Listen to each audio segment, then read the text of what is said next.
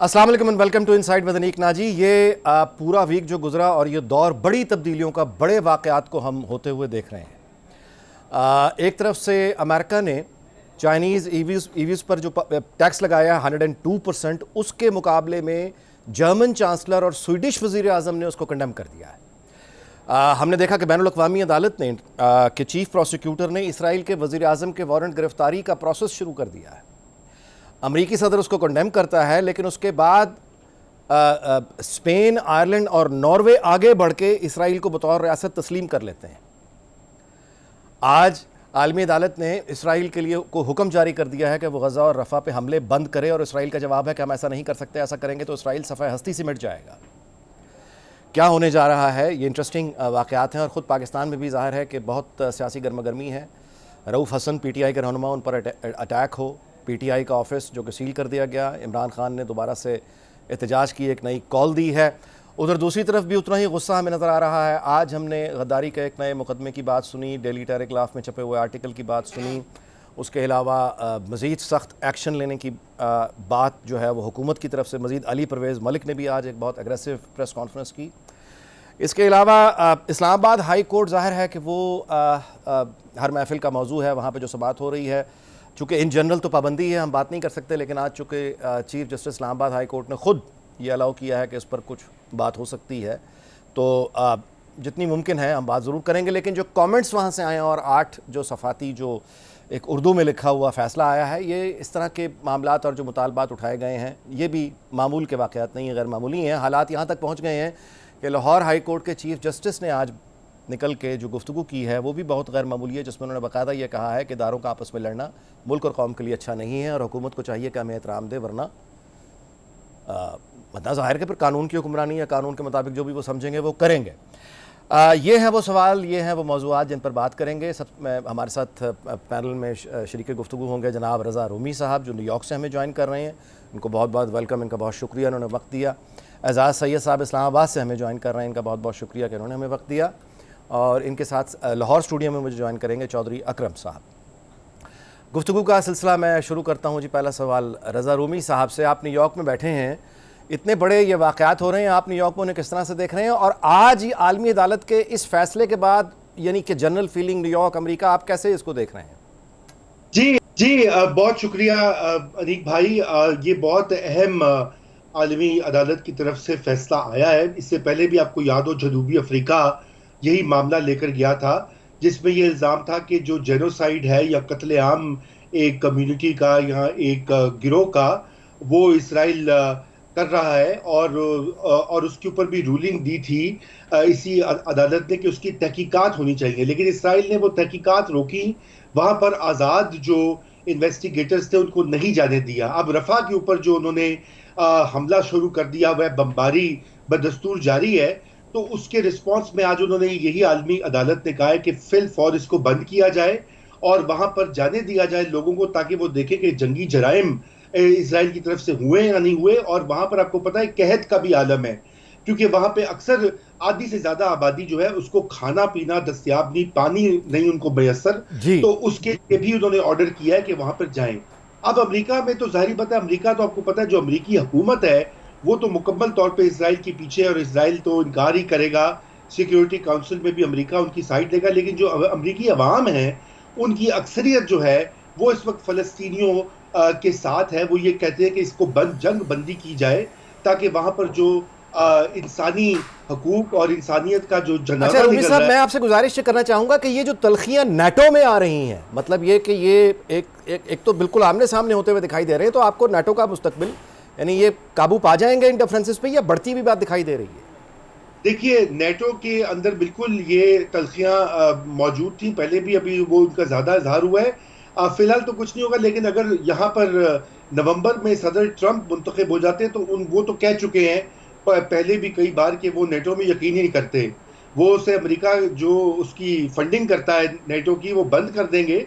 और यकीनन ये एक बहुत बड़ा एक शिफ्ट होगी आलमी सियासत में, कि अगर ट्रंप ने नेटो की फंडिंग बंद कर दी या वहां पे अमेरिका का, क्योंकि इसमें सबसे बड़ा रोल जो है वो अमेरिका का ही है नेटो को चलाने में, उसकी आगे बढ़ाने में, उसकी पॉलिसी वज़ा करने में।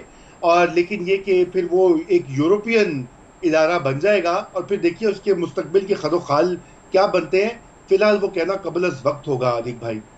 जी एजाज सैयद साहब, ये सारे का सारा वाकया यानी इतना बड़ा यानी दुनिया एक हलचल में है, अब सिंबॉलिक ही से ही मतलब है, एक्चुअल हम क्या इसको मटीरियलाइज होते हुए देखेंगे या नहीं, और आगे इसराइल के जो वज़ीर आज़म है वो किन मुल्कों में एक्चुअली जा पाएंगे या नहीं, उनकी गिरफ्तारी होगी या नहीं, क्योंकि जर्मनी तो कह चुका है कि वो तो गिरफ्तार भी कर लेगा। तो यानी आप किस तरह देख रहे हैं इसको, ये मिडल ईस्ट की आग जो है कहाँ तक जाएगी? बहुत शुक्रिया अनीक भाई। एक तो ये है कि आपने एक बड़ा सब्जेक्ट वो वाला रखा है जिसे आमतौर पे हमारे जो एंकर्स हैं या हमारे जो जर्नलिस्ट हैं उसे टच करने से अवॉइड करते हैं। और रज़ा रूमी साहब की जो शमूलियत है वो भी बड़ी इंटरेस्टिंग है। मेरा ये ख्याल है कि आप खाली इसराइल के मामले को देख रहे हैं तन्हा। जो थिएटर्स खुले हुए हैं पूरी दुनिया में 4-5, वो बड़े अहम हैं। इन तमाम चीज़ों को इस पूरे कॉन्टेक्स्ट में देखना बड़ा ज़रूरी है। एक थिएटर वो है जो कि मिडिल ईस्ट में खुला हुआ है, जो कि ज़ाहिर है उसमें अमेरिका इन्वॉल्व है। एक और थिएटर भी है, वो है अमेरिका वर्सेस चाइना कंपटीशन जो है इनका, वो एक अलग से थिएटर खुला हुआ है। और एक और थिएटर भी है अमेरिका और western world versus Russia Ukraine में।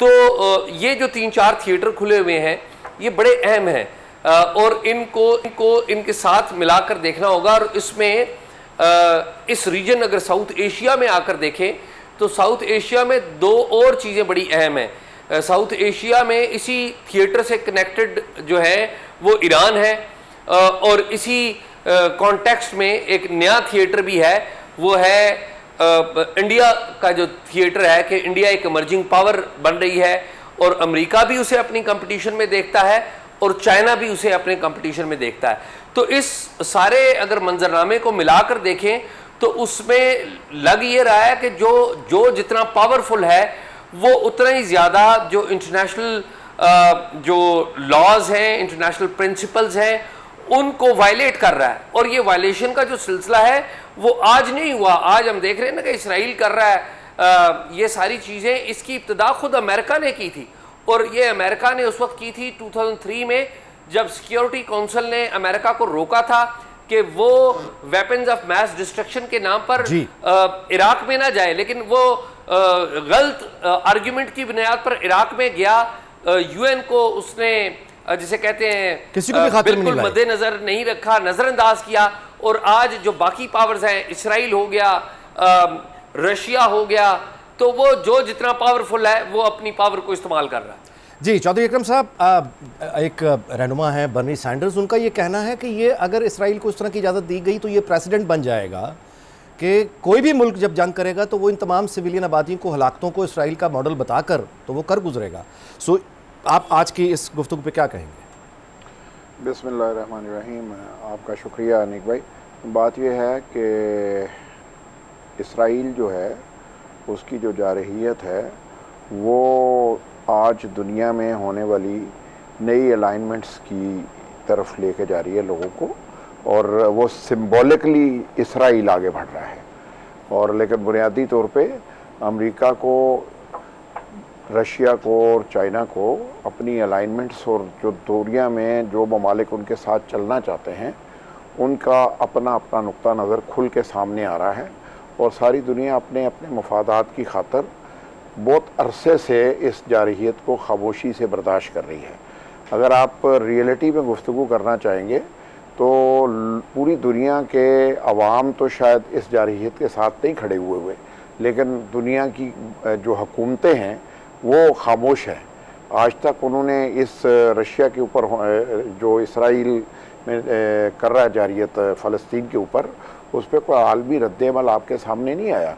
और अगर ये 2, 4 या 5 इजलास होते हैं, उसके बाद फ़ैसला आता है, खामोशी हो जाती है, फिर अमल दरामद होना शुरू हो जाता है। इससे पीछे अगर आप थोड़ा सा चले जाए, 9/11 के बाद जो कुछ अफ़गानिस्तान के साथ किया गया था वो भी इसी तरह इस रीजन में देखा गया। उसके बाद अब यूक्रेन ने जो कुछ उसके साथ और रशिया का जो वाक़या हुआ है उससे यूरोपियन मार्केट बुरी तरह मुतासर हुई है। उसके बाद ये जो नेटो का इशू है, जो यूरोपियन नेटो का इशू है, बुनियादी तौर पे वो इस अलाइनमेंट का इशारा करता है। वो सिर्फ अमेरिकन इंटरेस्ट के साथ जिंदा नहीं रह सकते, उन्हें अपने आप को जिंदा रखने के लिए बहुत से जो फाइनेंशियल इश्यूज़ के साथ साथ नेबरहुड के इश्यूज़ जो हैं उनको भी ज़िंदा रखना है और अपने आप को आगे बढ़ाना है। मेरा ये ख्याल है कि दुनिया ओवरऑल तब्दील हो रही है और उसमें इंडिकेशंस कभी कभार आती हैं, कभी मुख्तसर होती है, कभी तवील होती है। अगर आप इसको थोड़ा सा पीछे ले जाएं, जो बूचर ऑफ गुजरात ने मकबूजा कश्मीर में किया था, वो मेरे नज़दीक पाबंद सलासल करने के बाद कश्मीरियों को दुनिया का टेम्परेचर चेक किया गया था कि दुनिया कितनी ज़िंदा है। तो लेकिन दुनिया मुर्दा रही ना, कोई नहीं बोला। वो 4-6 महीने लोगों को ज़िबा किया जाता रहा और लोग खामोश रहे। और इंटरेस्टिंगली अब इस वक्त यहाँ पे रूमी साहब आपके लिए भी शायद दिलचस्पी की खबर हो कि टिकटॉक वैसे भारत में बैन है, लेकिन टिकटॉक पे सैलाब आ गया है एकदम शॉर्ट वीडियोस का, जिसमें इंडियन ऑक्युपाइड कश्मीर की सक्सेस और वहाँ पे इंफ्रास्ट्रक्चर और वहाँ की यूनिवर्सिटीज़ और वहाँ के कैफ़ेज़ और वहाँ की खुशहाली दिखा के वो यहाँ वायरल करवाया जा रहा है ताकि यहाँ मतलब वहाँ पे देखा जाए। रूमी साहब, आज मुशाहिद हुसैन सैयद साहब का एक बड़ा इंटरेस्टिंग आर्टिकल पब्लिश हुआ, आपकी नज़रों से गुजरा होगा। उसमें उन्होंने बताया कि ज़्यादातर हमारे, यानी वो पहले भी आपके इल्म में है कि हमारे हमसाए जो हैं, यानी अफ़गानिस्तान के साथ भी कुछ शिकायतें हैं, ईरान के साथ भी शिकायतें हैं, भारत के साथ तो दुश्मनी है, और अब चाइना और अफ़गानिस्तान के ताल्लुकात और उनकी इन्वेस्टमेंट जहाँ आगे जा रही है, तो उसमें भी शायद हम कहीं बीच में कोई इरिटेशन या नापसंदीदगी, तो फिर अंदर इंटरनल जो हालात हैं वो भी ज़ाहिर है, मैं दोबारा क्या दोहराऊँ, आप सब जानते हैं। सो फिर आप देख रहे हैं कि हमको यानी स्टेबिलिटी, सरमायाकारी, पाकिस्तान को अपनी खारजा पॉलिसी में हमसायों के साथ रीथिंक करने की आप अगर करने की ज़रूरत है तो ये पॉसिबल कैसे होगा? जी देखिए अनीक भाई, आपने बड़ा अहम नुक्ता उठाया है। खारजा अमूर जो होते हैं, देखिए खारजा पॉलिसी जो होती है वो आपकी डोमेस्टिक पॉलिसी की आईनादार होती है। आप उसको डीलिंक नहीं कर सकते। पाकिस्तान के अंदर जो कुछ हो रहा है, जो उसकी माशी अबतरी है, जो IMF के सामने घुटने टेकने पड़ते हैं हर हुकूमत को, और जो अंदर सियासी इंतशार है इस वक्त, तो आप देखिए ना कि सियासी जंग अपनी जगह है इस वक्त, अदलिया और इस्टेब्लिशमेंट भी आमने सामने एक महाज आराई की पॉलिसी पर है। इस सूरत हाल में आप कैसी कोई पॉलिसी जो है मुरतब कर सकते हैं? यानी चैलेंजेस क्या हैं और चैलेंज से निपटने के लिए अब मजे की बात है कि सारे पूरी की पूरी हुकूमत और उसके सारे इदारे, ये सब के सब, यानी कौम इनकी माँ है, ये सब के सब यानी टैक्स पेयर्स के तनख्वाह लेते हैं। जी जी बिल्कुल। तो देखिए हमारी तो बड़ी अजीब और गरीब सूरत हाल होगी। क्योंकि पहले था कि बाकी जो हमारे पड़ोसी हैं उनमें चीन के साथ हमारी अभी भी खैर बहुत क्लोज हमारा रिलेशनशिप है, लेकिन ये जो चाइनीज इंजीनियर्स के ऊपर पै दर पै हमले हुए हैं और उन्होंने अपने कई मंसूबे जो हैं वो अब उसको रीथिंक करें, कुछ तो उन्होंने बंद किए हैं और कुछ जो आगे काम होना था, अब जो सीपेक के कुछ बकाया मंसूबों के लिए पैसे भी नहीं हैं पाकिस्तान के पास। अब इस सूरत हाल में चीनी भी नाराज हो गए हैं और वो अब देखिए ना, हिंदुस्तान के साथ तो चले पुरानी लड़ाई है। अफगानिस्तान में जो होता आया, पहले ये भी जो मिस कैलकुलेशन थी कि अफगानिस्तान में तालिबान आ जाएंगे, हमारे यहाँ पे बल्ले बल्ले हो जाएगी, वो भी नाकाम साबित हुई। और ईरान के साथ आपको पता है कि बड़ी मुश्किलों से एक तनाव के जिसे कहते हैं एक वर्ज के ऊपर आके, जंग के वर्ज के ऊपर पीछे हटे थी दोनों साइड्स कुछ ही महीने पहले। तो इस वक्त एक अजीबो गरीब सूरत हाल बनी है और उसकी सबसे बुनियादी वजह यह है कि खारजा पॉलिसी बनाता कौन है, चलाता कौन है। जब तक खारजा पॉलिसी जो है अवाम की नुमाइंदा मुंतखब हुकूमत, कोई भी हुकूमत हो, कैसी भी हो, जब तक वो उसको नहीं बनाएगी, मुरतब नहीं करेगी, और उस वक्त तक ये इसमें बेहतरी नहीं आएगी। जहां तक मौजूदा रूलिंग पार्टी का ताल्लुक है, उनके तो बड़े क्लियर इसके ऊपर व्यूज रहे हैं, माजी में भी और आज भी। हिंदुस्तान के साथ ट्रेड का मामला हो, अफगानिस्तान में जो करना है वो उसका मामला हो, सीपेक के मंसूबों के ऊपर आपको बताएं। लेकिन अनफॉर्चुनेटली जो कुछ यहाँ पर गंद हुआ है पाकिस्तान की डोमेस्टिक सियासत में पिछले 7, 8, 9 सालों में, आज उसका खमियाजा हम भुगत रहे हैं, हमारी आवाम भुगत रही है, और कोई सूरत जो है वो आगे निकलने की दिखाई नहीं दे रही। और जब तक ये पार्लियामेंट और मुंतखब काबीना जो है वो इसको नहीं जो है इस पॉलिसी को आगे लेकर चलेगी, उस वक्त तक ये मामला ठीक नहीं होगा। जी बहुत शुक्रिया जी रूमी साहब। मजीद एजाज सैयद साहब से सवाल करेंगे, लेकिन वक्त हुआ है कमर्शियल ब्रेक का, उसके बाद यहीं आपसे होती है देखते रहिए पब्लिक न्यूज़। जी वेलकम बैक। जी एजाज सैयद साहब, आपसे सवाल रह गया था, गुजारिश करता हूं कि जो हम ये तलखी देख रहे हैं, ये अब नई एहतजाज की कॉल पीटीआई मौलाना फजलुर रहमान के साथ वो एक अंडरस्टैंडिंग, उसके बाद ये सारी गर्मी, ये बात यानी कहाँ तक जा रही है? क्या क्या क्या देख रहे हैं आप? अनीक भाई, जो इस वक्त की सूरत हाल है पाकिस्तान की, उसमें जो सबसे बड़ा पोटेंशियल है ना एक ख़राबी का, कि जो एक बहुत बुरे नतीजे की तरफ इस पूरे मुल्क को लेके जा सकती है, वो अदलिया और इस्टेब्लिशमेंट के दरमियान जो तनाव पैदा हो गया है वो है। आप देखिए कि अदलिया के जो जज साहिबान हैं, इस्लामाबाद की हाई कोर्ट के 8 में से 6 जज कह रहे हैं कि मुदाखलत हो रही है।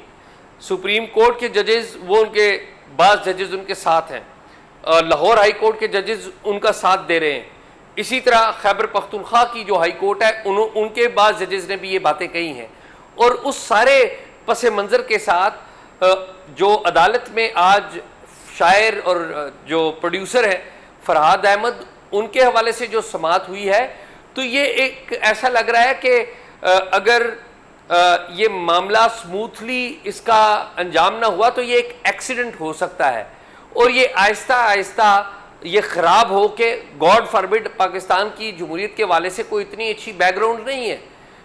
और जो चीज़ें आहिस्ता आहिस्ता बढ़ रही हैं कि जिस तरह इस्टेब्लिशमेंट चाहती है कि इमरान खान बिल्कुल अंदर रहें, बानी पीटीआई वो बिल्कुल अंदर रहें, और अदलिया ऐसा लग रहा है कि उनको रिलीफ देगी, तो ये कहीं आहिस्ता आहिस्ता जाके किसी बड़े एक्सीडेंट के ऊपर मुंतज ना हो जाए। मुझे डर सिर्फ इस बात का। जी चौधरी साहब, आपका क्या ख्याल है? आप क्या इस पर राय देंगे? नाजी साहब, देखें, बात यह है कि मुल्क के अदारे जब एक दूसरे का एहतराम नहीं करेंगे तो मुल्क का निज़ाम चलाने के लिए कुछ ना कुछ तो ऐसा होगा जो सबको कंट्रोल करने के लिए आगे बढ़ना पड़ेगा। और ये सबसे बुनियादी जिम्मेदारी तो पॉलिटिशियन की है कि वो मुल्क में एक ऐसी एनवायरनमेंट को क्रिएट करने पर काम करे, आगे बढ़े, और सबसे पहले अपने जो सिस्टम है, जो पॉलिटिकल पार्टियां आवाम को और अपने दरमियान फासले जो हैं उनको कम करके, फासले कम करके तनाव को कम करने की वजह बने। लेकिन अगर वो तनाव आवाम में कायम रहता है, मिसाल के तौर पे पीटीआई और हुकूमत के दरमियान राब्ता तो दूर की बात है, तनाव की कैफियत बढ़ती चली जाती है, और वही नफ़रत अदारों में भी कायम रहती है जो कि विजिबल है इस वक्त। यानी हर शख्स अपनी अपनी ओपिनियन का इजहार कर रहा है, वो सही या गलत की बहस नहीं हो रही, लेकिन डिफरेंट तरीके से राय सामने आ रही है, लेकिन वो तनाव का बायस बनती जा रही है। और अभी जो कुछ हम देखते हैं, कन्फर्म अनकन्फर्म हर चीज़ आवाम के सामने आ रही होती है, और एक मेस्मराइजेशन की सिचुएशन है। आप ना सच की तलाश में हैं, ना झूठ को देख रहे हैं, जिसको फॉलो कर रहे हैं उसके पीछे भागे चले जा रहे हैं, बेशक आगे जाके आप दीवार के साथ टकरा जाएं। तो हमें कम अज़ कम बैठ के आवाम को, सियासतदानों को ये तो सोचना चाहिए कि हम गलती कहाँ पे कर रहे हैं। तो लेकिन अगर हम नहीं सोचेंगे, हम सब किसी ना किसी चीज़ के पीछे भागते चले जाएंगे, तो टकराने के बाद तो फिर सोचना बेकार है। रूमी साहब, तारीख़ के तालिब इल्म हैं आप भी, हम सब सियासत के तालिब इल्म हैं, तारीख़ के तालिब इल्म हैं। यानी एक तरफ ताकत का खेल है, इसमें ज़ाहिर है कि एक तरफ आईनी, मैं यानी हम चलें, मैं तारीख़ के असूल की बात कर रहा हूँ, स्पेसिफिक पाकिस्तान स्पेसिफिक नहीं कर रहा, कि अगर ताकत का खेल में झगड़ा पड़ जाए तो फिर आखिरी फैसला जो है वो किताब के हाथ में होता है या तलवार के हाथ में होता है। फिर यानी तारीख़ हमें क्या बताती है? नाजी साहब, आपको इसका जवाब अच्छी तरह पता है कि आखिर में किसके हाथ में होता है। तलवार जो होती है वही चलती है, दुनिया आलम इंसान की तारीख तो यही बताती है। मगर देखिए, इस वक्त मामला ये है कि पाकिस्तान के जो हालात हो चुके, जैसे मैं पहले अर्ज कर रहा था कि पिछले चंद सालों में, बल्कि एक दहाई में, 2014 का धरना और ये 2024 है, इस 10 साल के अंदर यहाँ पर जितनी पॉलिटिकल इंजीनियरिंग, यहाँ पर अदालतों के जिसे कहते हैं उनको धौंस धांधली के जरिए उनसे मर्जी के फैसले लेने और नए नए प्रोजेक्ट नित नए इस मुल्क में मुतारिफ कराने, 2 इलेक्शंस की जो है तबाही फेरनी, 2018 का और 2024 का, ये सब हुआ है, और ये सब हुआ है इन दो फरीकैन की जो इस वक्त दस्तो गिरबान है, और दोनों ही जो है इस हमाम में नंगे हैं। एक फरीक जो है उसने मुतअद्दिद बार आइन के वर्कों को फाड़ा है और कहा है कि जी इसकी तो कोई वक़्त ही नहीं है। दूसरा फरीक यह है कि वो अपने दायरे में नहीं रहता, वो जब उसका दिल चाहता है तो वो आइन रीराइट कर देता है, जब उसका दिल चाहता है तो वो 3 लोग बैठ के एक मुंतखब वजीर आजम को आपका रूमी साहब, आपका बैकग्राउंड है सिविल एडमिनिस्ट्रेशन का, तो ब्यूरोक्रेसी यानी वो तो आपके ख्याल में कैसे काम करेगी इस एनवायरनमेंट में? नहीं, तो वो नहीं कर रही ना। देखें, यही तो वजह है कि आप इस वक्त जो है क्यों नहीं तमाम तर कोशिशों के बावजूद पंजाब हो या मरकज हो, जो इस वक्त एक माहौल बना दिया गया कि जी पता नहीं क्या होने वाला है, ये तब्दीली हो जाएगी, वो हो जाएगी, रोज एक नया शोशा निकलता है। देखिए, ये जो इस वक्त तनाव है, इसको एक और तरीके से आप ये देखें, हमने 2007 में जब वकला की तहरीक और जजों की तहरीक उसके बाद शुरू हुई थी, तो उस वक्त भी अवाम को यही चूरन और चूना बेचा गया था, हालांकि उसको आपको पता है कि उसके पीछे डोरियां कोई और हिला रहा था। अब देखने की बात है कि ये तो बाद में पता लगता है, क्योंकि हमारे पास वो एक्सेस तो होती नहीं है इंफॉर्मेशन की, कि इस वक्त जो है फरीकैन आपस में न सिर्फ दस्तो गिरबान है बल्कि अंदर भी उनके तकसीम है, और वो जो तकसीम है उसका असर पूरे मुल्क पे हो रहा है, इस मुल्क के फैसलों पे हो रहा है। अभी देखे ना, ये यूएई जो है वो पैसे ला रहा है, सऊदीज पैसे लेकर आ रहे हैं। इस वक्त जरूरत यह है कि एक स्टेबल एनवायरनमेंट कायम की जाए, और उसमें लेकिन कुछ ऐसे हलके हैं जो नहीं चाहते कि स्टेबिलिटी आए इस मुल्क में, और यहाँ पर इसी तरह की टेंशन रहे जब तक उनके मनपसंद आउटकम्स ना सामने आए, जब तक उनके मनपसंद लोग मसनद पे ना बैठ जाएं और उनके मनपसंद फैसले जो है वो ना आए। जी अच्छा, एजाज सईद साहब फरमाइएगा कि इस एनवायरनमेंट में अब आपको यानी कि हम अब किस तरह से पार्लियामेंट कोई किरदार अदा कर सकती है? क्या पार्लियामेंट जो कि एक्चुअली तो मदर इंस्टीट्यूशन है, क्या वो अपना किरदार यानी कोई जॉइंट सेशन ऐसा कि इनको मतलब है तलखी ख़त्म कराने में कोई बात हो सकती है? ज़रा इस पर भी रोशनी डाल दीजिए, और राना सनाउल्लाह के इस बयान पे भी रोशनी डाल दीजिए जो उन्होंने फरमाया कि सियासी जमातों ने अगर एक दूसरे के वजूद को ख़त्म नहीं किया तो फिर सब कुछ ख़त्म भी हो सकता है। जी देखिए अनीक भाई, जो मैं बात आपको कह रहा हूँ ना कि ये इस सारे तनाज़े में एक बड़ा एक्सीडेंट हो सकता है। वो एक्सीडेंट क्या हो सकता है? वो एक्सीडेंट यही हो सकता है कि गॉड फॉरबिड मुल्क में इमरजेंसी लग जाए, गॉड फॉरबिड मुल्क में खुदा न खास्ता कू हो जाए। यही बड़े एक्सीडेंट है ना। हमने जो तारीख हमारी बताती है। जी, जो रजा भाई ने बातें की हैं बिल्कुल दुरुस्त बातें की हैं, लेकिन थोड़ा सा इसमें मैं ये कहूँगा कि देखिए, जब हम बात करते हैं ना अदलिया की और इस्टेब्लिशमेंट की बात करते हैं, तो नो डाउट कि अदलिया हमें बाज़ औक़ात हैंड इन ग्लव नजर आई, लेकिन हमें यह भी ज़रूर बताना चाहिए कि जब अदलिया हैंड इन ग्लव नहीं हुई तो फिर क्या हुआ? फिर यह हुआ कि जजेस को घर जाना पड़ा। उनका जिक्र तो हम नहीं करते।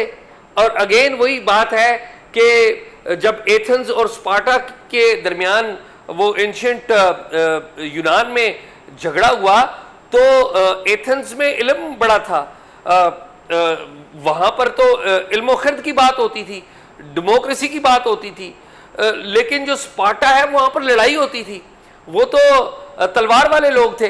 तो जब झगड़ा हुआ तो तलवार वाले ही जीते एंड पे। ये तो तारीख है ना, लेकिन उसका नुकसान पूरी सिविलाइजेशन को हुआ बाद में। अच्छा, जो सिविलाइजेशन जो आगे बढ़ी, तो अभी भी यही सूरत हाल है। लेकिन हमें ये बात करते हुए जरूर पावरफुल और वीक, देखिए उनका मुआवजा जरूर करते रहना चाहिए। एक जो तरफ है उसके हाथ में बंदूक है और दूसरी तरफ है उनके हाथ में एक किताब है जिसे आइन की किताब कहते हैं, और दूसरे कहते हैं, यानी कि मुशर्रफ साहब कहते थे कि आइन तो एक कागज की किताब है, मैं जब चाहे फाड़ के फेंक दूं, यही ज़ियाउल हक साहब कहते थे। तो मेरे ख्याल में प्रॉब्लम है, अदलिया में भी प्रॉब्लम्स है, इसमें कोई डाउट नहीं है, लेकिन बड़ी जिम्मेदारी किसके ऊपर आयद होती है ये भी देखना चाहिए। और मैं फ्रैंकली स्पीकिंग, इस पे मीडिया भी एक जिम्मेदार है, हमारी सिविल सोसाइटी, ब्यूरोक्रेसी ने जिस तरह से रोल प्ले किया है वो भी जिम्मेदार है, और बाकी जो पार्लियामेंट है वो भी जिम्मेदार है। आपने जो बात कही ना अनीक भाई कि रोल कौन प्ले करेगा, क्या शहबाज शरीफ साहब की सरबराही में मौजूदा जो गवर्नमेंट है ये रोल प्ले करने की अहलियत रखती है? आप इनकी कैपेसिटी देख लें, मेरा नहीं ख्याल कि इनकी कैपेसिटी है। रोल वो बंदा जरूर प्ले कर सकता है जिसका कोई वेट हो, और वेट नवाज शरीफ साहब का है। और नवाज शरीफ साहब का अलमिया ये है कि वो अभी तक 2017 के डायलेमा से बाहर नहीं निकल आ रहे कि मुझे क्यों निकाला। देखिए अब पाकिस्तान आगे बढ़ गया हुआ है, आपको नहीं और प्राइम मिनिस्टर्स को भी निकाला गया है, तो उनकी भी बात करनी होगी। अच्छा, इसका मतलब ये है चौधरी साहब, ये बताइए कि ये जो गर्मा गर्मी एक तरफ से हम देख रहे हैं, दूसरी तरफ नवाज शरीफ साहब का भी दूसरी तरफ से ऐलान सामने आया कि वो फ्रंट पे आ रहे हैं। ना सिर्फ ये कि 28 मई को वो पार्टी की सदारत संभालेंगे, बल्कि उसके बाद शायद वो मुल्क की दौरे करने का भी इरादा रखते हैं। तो आपके ख्याल में एक तरफ से पीटीआई के ऊपर बतौर जमात बढ़ती हुई सख्ती, जो कि आज इसके ऐलानात हुए हैं, और दूसरी जानिब नवाज शरीफ का बाहर निकल के मुल्क गिर दौरे करना, आपके ख्याल में क्या इससे पीटीआई की मकबूलियत में कोई कमी आ सकती है, या मामला जो है वो आगे बेहतर बढ़ सकता है? क्या तब्दीली आएगी? देखें अनीक भाई, मसला इस वक्त दो सियासतदानों या दो रहनुमाओं की मकबूलियत या दो सियासी जमातों की अवाम में एक्सेप्टेंस की कमी या ज़्यादती से नहीं होगा। मामला तो इस वक्त मुल्क को बचाने, मुल्क को आइनी तौर पे बचाने और सियासतदानों का इम्तहान है। मैं तो अभी आप लोग दो सवाल कर रहे थे कि जी हमेशा ताकतवर जीत जाता है, हमेशा तलवार जीतती है। जिनके साथ 24 करोड़ अवाम है वो क्यों हार जाते हैं? वो अपनी अक्ल व दानिश की वजह से हार जाते हैं या अपनी नाअहलियत साबित करते हैं हर बार। देखें, जब भी दुनिया में कोई भी निज़ाम कायम होता है, ताकत का निज़ाम भी जो है ना, उसके खिलाफ भी साजिश होती है, तो बुनियादी तौर पे उसे भी शिकस्त ज़हन देता है। ताकत नहीं शिकस्त देती, कभी जहन शिकस्त देता है। आपने अपने जहन से चीज़ों का फैसला करना होता है और अपने जहन से साजिशों को नाकाम बनाना होता है। क्या पाकिस्तानी पॉलिटिशियन में ये अहलियत नहीं है कि वो इस मुल्क में कोई ऐसा निज़ाम कायम करने में कामयाब हो जाए जिससे अवाम की एक्सेप्टेंस हो, अवाम उस निज़ाम की हिफाजत के लिए उनके साथ हो? होता क्या है कि हमारा पॉलिटिशियन सिर्फ अपने ज़ाती मफादात की नज़र होता है, वो 24 करोड़ अवाम को भूल जाता है। वो इस मुल्क में ऐसा निज़ाम कायम करने में नाकाम रहा है जिस निज़ाम के पीछे पाकिस्तानी अवाम हो, और इस मुल्क में जिस दिन तक ऐसा निज़ाम कायम नहीं होगा जिसकी हिफाजत अवाम खुद करेंगे, उस दिन तक आप ताकतवर को जिता दें, इलेक्टेड को जिता दें, सिलेक्टेड को जिता दें या किसी ताकतवर को जिता दें, उससे कोई फ़र्क नहीं पड़ेगा। रूमी साहब, जिन ख्यालात का आपने, ये बड़े पॉपुलर एक आप कहिए कि व्यू पॉइंट है, मैं आपसे ये सवाल करता हूँ कि एक आइन है, ज़ाहिर है वो सियासतदानों ने बनाया, उस आइन में एक निज़ाम बड़ी वजाहत से दर्ज है, उस आइन की बालादस्ती अनफॉर्चुनेटली उसके सम्राट उस तरह से पहुँचे नहीं क्योंकि बालादस्ती कभी कायम नहीं हुई।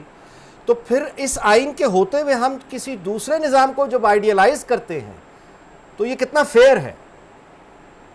नहीं, देखिए, दूसरे निज़ाम को तो आइडियलाइज कर ही नहीं सकते, क्योंकि आइन की पासदारी हर पाकिस्तानी पे लाजिम है, हर सियासी जमात पे, अफवाज पाकिस्तान पे, खुद अदलिया पे लाजिम है। वो यही तरीकाकार है और कोई तरीकाकार नहीं है इस सिचुएशन से भी निकलने का। लेकिन अभी जैसे बात कर रहे थे, एजाज भी कर रहे थे, आप भी कह रहे थे, देखिए पार्लियामेंट का रोल है, बिल्कुल इस वक्त पार्लियामेंट में मंजे हुए सियासतदान मौजूद हैं। सदर ज़रदारी जो है वो पाकिस्तान के अब सीनियर सियासतदान है और वो हेड ऑफ द स्टेट भी हैं, और सुना है कि वो बैक चैनल पे कुछ क्वेश्चन भी उनसे कहा गया करने को, और अगर वो ये कर सकते हैं तो ये 100 बिस्मिल्लाह बड़ी अच्छी बात होगी। और जिस तरह मियां नवाज शरीफ साहब का भी एक रोल है इस मुल्क में, अगर सियासी कशीदगी और ये टेंशन खत्म होती है तो उसका फायदा सभी पार्टीज को होगा, इंक्लूडिंग पीटीआई। लेकिन इस वक्त इनिशिएटिव लेने की जरूरत है, और ये मसला हमारे यहाँ ये होता है कि हमारे यहाँ ये भी लोग जो है ना वो मजा उठाते हैं, कहते हैं अच्छा जी लड़न दे वापस बड़ी जी रूमी साहब, आई एम सॉरी, वक्त हुआ जी कमर्शियल ब्रेक का, उसके बाद गुफ्तगू जारी रखते हैं इस ब्रेक के बाद। जी वेलकम बैक। जी एजाज सैयद साहब, फरमाइएगा कि आप, जैसा कि आपने भी खबर आप तक पहुँच गई होगी, डॉक्टर इशरतुल बात भी तवील अरसे के बाद वापस आ रहे हैं, उसके अलावा दीगर रहनुमा शाहिद खगान अब्बासी हों, मिफ्ताह इस्माइल हों, एक नई सियासी जमात की कहीं ना कहीं भनक पड़ती रहती है। नून लीग के बहुत से रहनुमा हैं जो अब खुलकर अपनी क़यादत से तकरीबन लाताल्लुकी का इजहार कर चुके हैं। तो आपके ख्याल में इस वक्त इस एनवायरनमेंट में कहीं किसी नई पॉलिटिकल पार्टी की कोई स्पेस मौजूद है, या अगर वो आ जाए तो कोई किरदार अदा कर सकती है? देखिए अनीक भाई, बात यह है कि वो अंग्रेजी में कहते हैं ना कि there is always a place at the top. तो क्या जो मौजूदा सियासी जमातें हैं वो अवाम की एक्सपेक्टेशन के ऊपर पूरी उतरी हैं?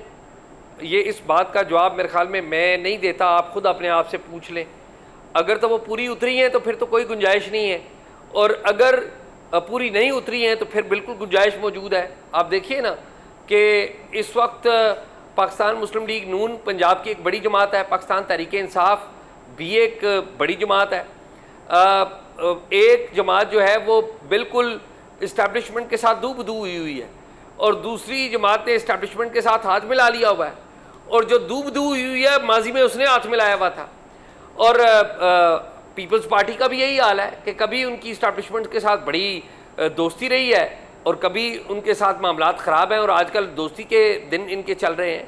तो जो अभी इलेक्शंस हुए हैं 8 फरवरी को, उसमें अगर आप ग्राउंड के ऊपर जाएं तो आपको बहुत सारी चीज़ें नज़र आएंगी कि लोग बड़े मायूस हुए हैं, और लोगों ने ये जो वोट दिया है जिसमें आपने देखा कि प्रीडोमिनेंटली वो उम्मीदवार आगे आए हैं जो कि इंडिपेंडेंट थे या जिनको एक जी वक्त खत्म हो रहा है, हिमायत हासिल थी। जी कंक्लूडिंग रिमार्क्स चौधरी साहब आप क्या देना ये क्यों लोगों ने ऐसा किया है? इसकी कोई वजूहत है ना, ये नहीं है कि लोगों को मायूसी है आपके ख्याल में? जी you made your point sir, thank you. लोग मायूस हुए हैं बाकी एक्टर्स से। जी चौधरी साहब कंक्लूडिंग रिमार्क। क्या जो लोग नई सियासी जमात बना रहे हैं, क्या स्पेस है वो क्या वो 1985 से इसी मुल्क में सियासत नहीं कर रहे थे? उन्होंने कौन सा मुस्बत किरदार अदा किया कि कल वो दावा करेंगे कि हम इस मुल्क को चलाएंगे? मेरे नज़दीक पाकिस्तान में पैदा होने वाली वो नस्ल जो 1947 से लेकर 1971 तक और 1971 से लेकर 2024 तक, ये तमाम जनरेशन इस मुल्क की हिफाजत करने में नाकाम रही हैं। पहली जनरेशन ने इस मुल्क को 1971 में टूटते देखा, और दूसरी जनरेशन ने इस मुल्क की मुआशी तबाही, बदहाली और इस मुल्क के गुर्बत के वो तूफान देख रही है कि जो लोग ज़िंदगी से तंग हैं।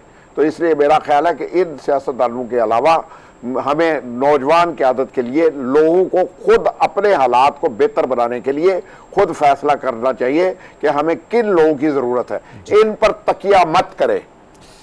सो रूमी साहब को कंक्लूडिंग रिमार्क्स आप देना चाहेंगे?